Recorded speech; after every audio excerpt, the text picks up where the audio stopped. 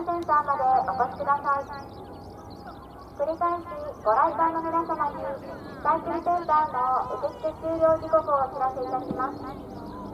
サイクリング自転車、マウンテンバイクの受付は午後4時まで、代わり順に自転車の受付は午後4時30分までとなっております。ご利用希望の方はお早めに自動管庫とサイクルセンターまでお越しください。なお、サイクルセンターが混み合っているときは、受付終了時刻が早まる場合がございますので、あらかじめご了承ください。